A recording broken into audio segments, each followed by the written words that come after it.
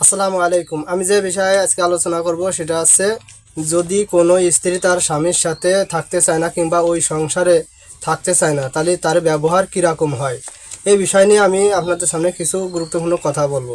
তো প্রথমত জেনে নিই, যদি কোনো স্ত্রী কোনো স্বামীর সাথে থাকতে চায় না কিংবা স্বামীর পছন্দ হয় না, কিংবা অন্য কেরোর সাথে তার সম্পর্ক আছে, অবৈধ সম্পর্ক আছে, যার কারণে ওই স্বামীকে তার ভালো লাগে না কিংবা ওই সংসারে থাকতে চায় না, অন্য এক জায়গায় যেতে চায়।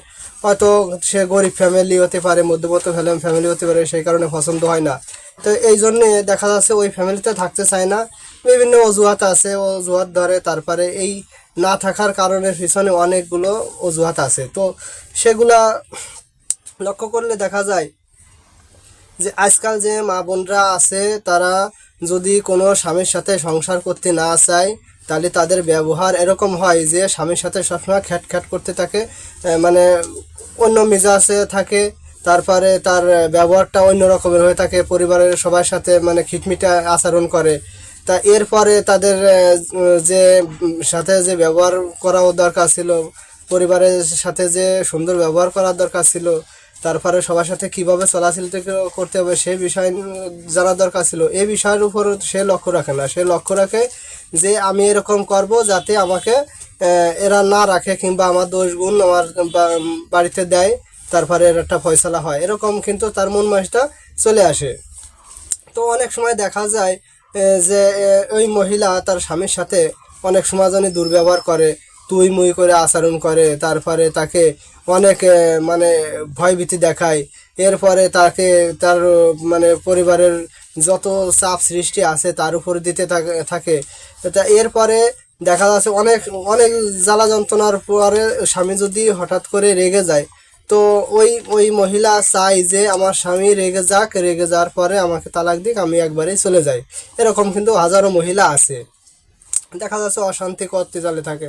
অথচ ওই মহিলা এটুকু বোঝে না যে দুনিয়া ক্ষণস্থায়ী, কয়দিন বা এই দুনিয়ায় বেঁচে থাকবে। তো এই বিষয় যদি জানতো যে দুনিয়ায় কতদিন বেঁচে থাকবো, তাহলে ওই ওই যার সাথে বিয়ে হয়েছে, যা যে সংসারে সে গেছে, সেই সংসারে সুন্দরভাবে চলাফেরা করতো, তার সাথে সুন্দরভাবে আচরণ করতো, সুন্দর ব্যবহার করতো। তার চালচলন দেখে ওই পরিবারের ওই সমাজের সমস্ত লোকগুলো তার উপর খুশি হতো। সেখানে সে ওগুলা না করে যদি সেই সংসারে থাকতে না চায়, তাহলে সেই ক্ষেত্রে দেখা যায় ওই স্বামীর সাথে খিটমিটে মেজাজ করে, অনেক রকমের গালিগালাজ করে, মানে এরকম মুখ করে যে সেই মুখের যে ভাষা মানুষের সামনে প্রকাশ করা যায়, এরকম কিন্তু আছে।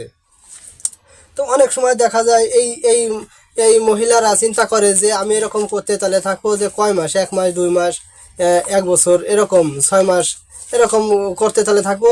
ওরা কত সহ্য করতে পারবে? এক সময় না এক সময় আমাকে তালাক দেওয়ার ব্যবস্থা করবে কিংবা আমাকে তালাক দেওয়ার ব্যবস্থা করবে, আর পরে আমি সুখের জীবন পাবো। কিন্তু ওই মহিলা চিন্তা করে না যে একবার যদি কেলেম হয়ে যায় যে এক ঘর ভেঙে এসেছে আবার পরে বিয়ে হবে, এটা কিন্তু ভুল। যে একবার যদি কপালে মানে হয়, খণ্ড হয়, যে সংসারে যে দুর্ভিক্ষ একবার যদি কপালে নেমে আসে, তো ওইটা কিন্তু কার সহজে ঠিক মতো মানে আবির্ভাব আসে না। তো এই ক্ষেত্রে দেখা যায় এবার ওই মহিলা তার স্বামীর সাথে অনেক ধরনের দুর্ব্যবহার করতে তালে থাকে, তাকে খুব মানে উত্তেজনামূলক কথাবার্তা বলে। আর ওই মহিলা ভাবতে থাকে যে এইভাবে কথাবার্তা বলতে তাহলে থাকবো যাতে করে আমাকে রাগের মাথায় হোক আর জেদ করে হোক, যেভাবে হোক আমাকে তালাক দিয়ে দেয়, আর আমি ওই সুযোগটা কাজে লাগাই আমি এখান থেকে চলে যেতে পারবো। কিন্তু না, এই বিষয়গুলো আমরা ভুল একটা প্রসেস দেখি যে পরে যদিও বিচার আচার করা হয়, তো তখন ওই মহিলার পক্ষেই কিন্তু রায় যায়। কারণ ওখানে ছেলের হাজারো যদি অন্যায় নাও থাকে, তো হাজারো অন্যায় ওই মহিলা কেঁদে কেঁদে মানুষের সামনে যে মানে মিথ্যে যে অপবাদগুলো দেবে, তারপরে ওদের যে যত আকাম কুকাম যদি না করে, তো মিথ্যে মানে মিথ্যে কথা বলে বলে তাদের দোষ গুণ মানুষের সামনে দিয়ে এবার ওইখান থেকে সরে যাওয়ার ব্যবস্থা করবে, সেই ব্যবস্থাই করে। তো এই এই যে এইগুলা করে কিসের জন্য?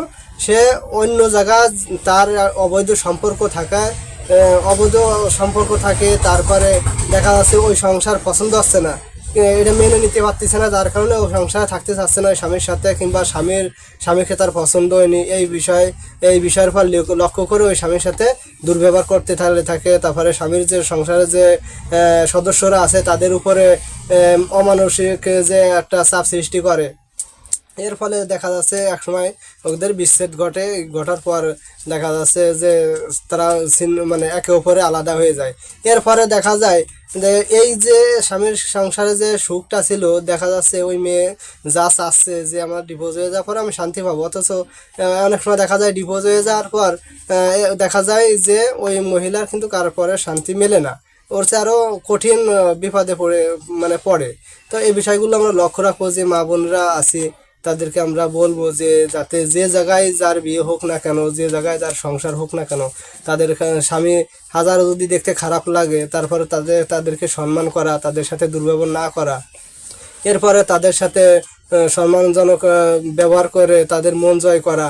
আর যে শাশুড়ি আছে, ননদরা আছে, যে পরিবারের সদস্য যারা আছে, তাদের সাথে সুন্দর আচরণ করা, যাতে করে সবাই তাকে ভালোবাসে। এই বিষয়গুলো আমরা লক্ষ্য রাখবো। আর এই যে বিচ্ছেদ ঘটানো, এই মহিলারা সহজে কিন্তু সুখী হয় না। তো এই বিষয়গুলো আমরা লক্ষ্য রাখবো। আর যে মা বোনেরা এই কাজগুলো করি, এই কাজগুলো যাতে আর না করি, সেই বিষয়গুলো আমরা লক্ষ্য রাখবো ইনশাআল্লাহ।